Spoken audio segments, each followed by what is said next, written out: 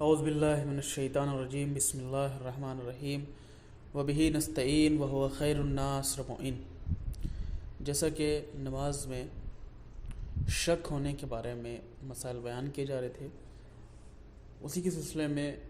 آج بقیہ مسائل بیان کیے جائیں گے۔ مسئلہ نمبر 1217،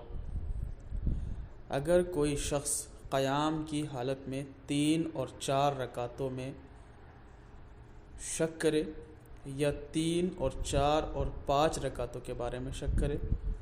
اور اسے یہ بھی یاد آ جائے کہ اس نے اس سے پہلی رکعتوں کا ایک سجدہ یا دونوں سجدے ادا نہیں کیے تو اس کی نماز باطل ہے۔ اس مسئلے میں کہنا یہ چاہتے ہیں کہ اگر کوئی شخص 3 اور 4 رکعتوں کے بارے میں شک کرے یا 3، 4 اور 5 رکعتوں کے بارے میں شک کرے، یعنی انسان نماز پڑھ رہا تھا، اسے شک ہوا کہ اس نے تیسری رکعت، اس کی نماز تیسری رکعت ہے چوتھی رکعت، یا پھر تیسری رکعت ہے چوتھی رکعت ہے یا 5ویں رکعت، ان چیزوں کے بارے میں شک ہو۔ اسی کے ساتھ ساتھ اسے یہ بھی شک ہو کہ جو اس کے بعد اسے یاد بھی آ جائے کہ اس نے جو اس سے پہلے والی رکعتیں پڑھی ہیں اس میں ایک سجدہ یا دونوں سجدے چھوٹ گئے ہیں، تو ایسی صورت میں اس کی نماز باطل ہو جائے گی، یعنی اسے پھر سے نماز پڑھنی پڑے گی۔ مسئلہ نمبر 1218، اگر کسی کا شک زائل ہو جائے اور کوئی دوسرا شک اسے لاحق ہو جائے، مثلا پہلے شک کرے کہ 2 رکعتیں پڑھی ہیں یا 3 رکعتیں، اور بعد میں شک کیا تھا تو ہر 2 شک کے حکم پر عمل کر سکتا ہے۔ یعنی پہلے ایک بار شک کیا اور اس کے بعد اسی نماز میں دوبارہ شک کیا،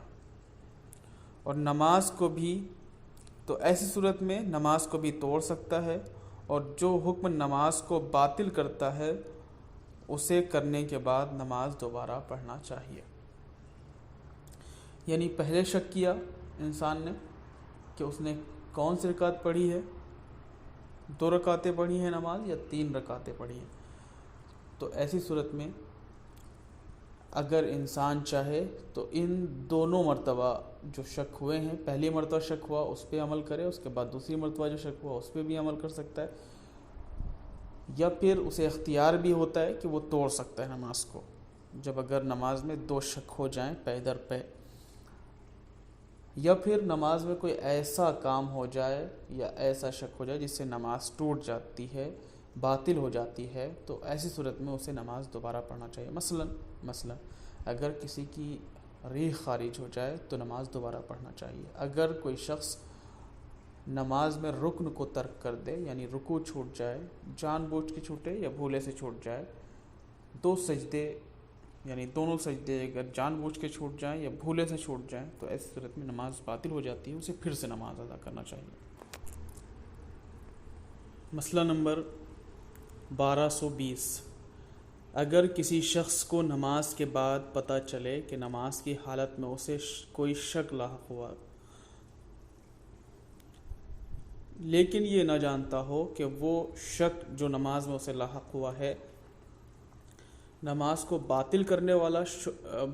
والے شکوک میں سے تھا یا صحیح شکوک میں سے تھا، اور اگر صحیح شکوک میں سے بھی تھا تو اس کا تعلق کون سے شکوک میں سے تھا، کون والے صحیح شکوک میں سے تھا، تو ایسی صورت میں اس کے لیے جائز ہے کہ نماز کو کالعدم قرار دے اور دوبارہ نماز پڑھے۔ اس مسئلے میں کہنا یہ چاہتے ہیں کہ اگر کسی شخص کو شک ہو رہا ہے یا نماز کے بعد اسے معلوم ہو جائے کہ اسے نماز میں شک ہوا تھا، لیکن اسے یہ نہ معلوم ہو کہ یہ جو شک ہوا ہے کون سا شک تھا، صحیح شکوک میں سے تھا یا نماز کو باطل کر دینے والے شکوک میں سے تھا، یا پھر اگر صحیح شکوک میں سے تھا تو کون سی قسم میں سے تھا، تو ایسی صورت میں اپنی نماز کو کل عدم یعنی ایسی نماز شمار کرے جیسے کہ اس نے نماز پڑھی ہی نہیں تھی، اسے دوبارہ نماز پڑھنی ہوگی۔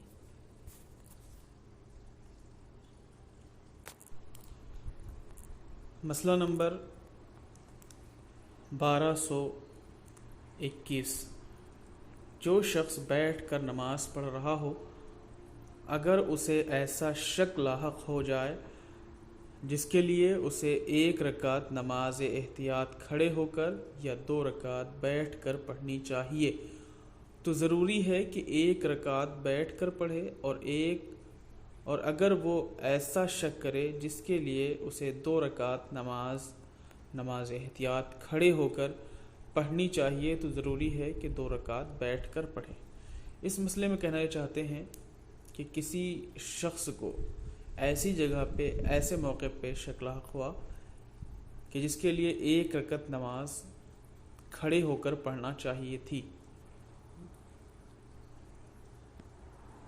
تو ایسی صورت میں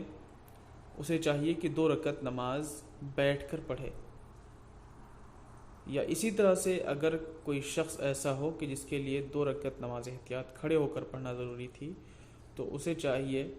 کہ 2 رکعت نماز بیٹھ کر پڑھے،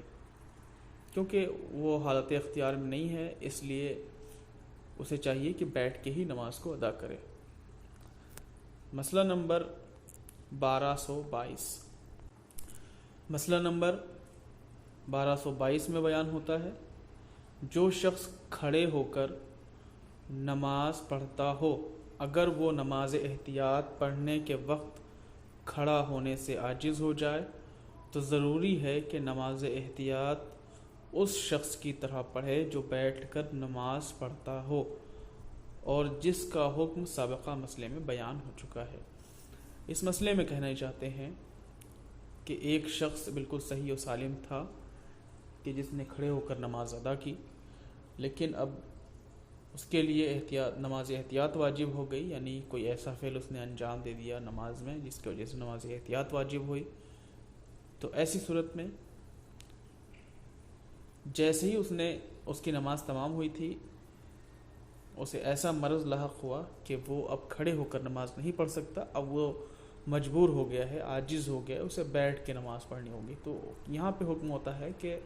اسے چاہیے کہ جس طرح لوگ بیٹھ کے نماز پڑھتے ہیں اسی طرح وہ نماز بیٹھ کے پڑھے گا، یعنی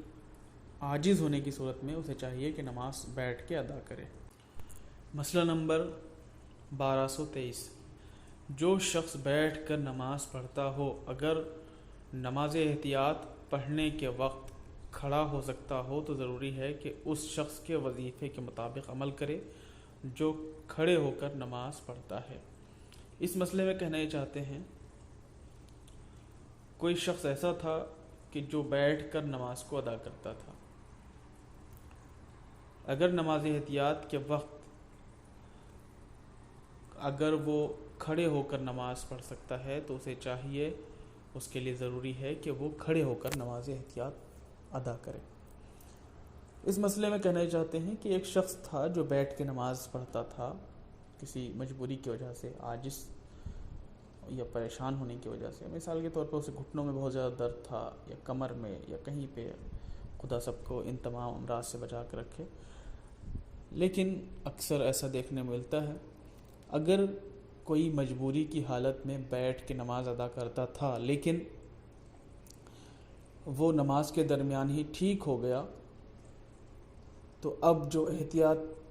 والی نماز اس پر واجب ہے، یعنی نماز احتیاط جو واجب ہوئی ہے، اگر وہ کھڑے ہو کر نماز پڑھ سکتا ہے اس کو، تو اسے چاہیے، اس کے لیے ضروری ہے کہ اس نماز کو کھڑے ہو کر ادا کرے۔ یہ تمام مسائل شکوک میں سے تھے کہ جن میں نماز احتیاط وغیرہ پڑھنا لازم تھی۔ اسی کے ساتھ ساتھ انشاءاللہ کل نماز احتیاط کا طریقہ بھی بتایا جائے گا۔ خداوند عالم سے یہی دعا ہے کہ خداوند عالم ہم سب کو زیادہ سے زیادہ علم حاصل کرنے کی توفیق عطا فرمائے اور اس پہ عمل پیرا ہونے کی توفیق عطا فرمائے۔ وآخر الدعوانا ان الحمد للہ رب العالمین۔